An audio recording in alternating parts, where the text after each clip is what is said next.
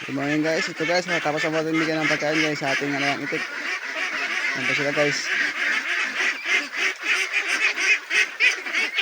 Yan guys, bago nagawa na ano guys na barak sa ating kulungan.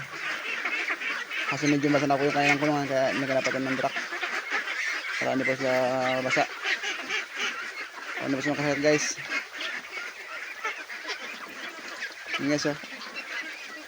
Yan nakakalakas guys kumain ng saging at darak. Kaya sanay na bagat niyo yung ating alayang itik na kumain ng mga organic.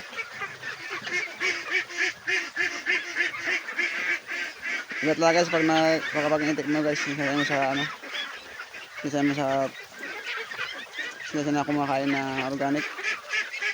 Kaya hindi siya meron ng adjust guys, yung nasa ng paglaki.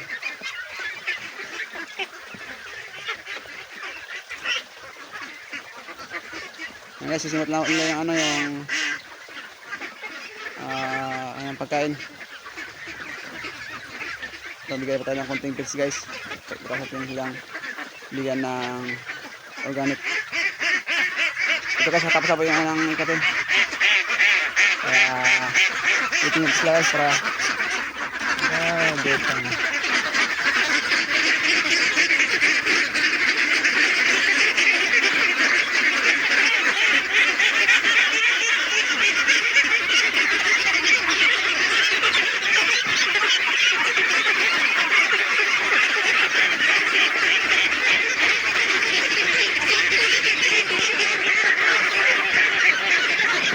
Ang guys, hindi tayo nga guys ng message. Tungkol sa kanila.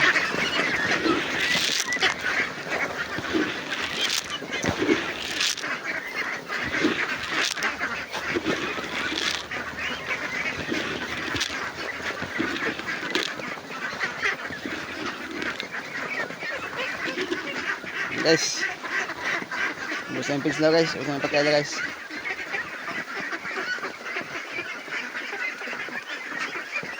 Medyo maabol na po yung ating second batch.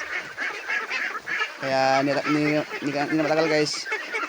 Pagsama natin sila guys para maganda na. Ang inuman guys.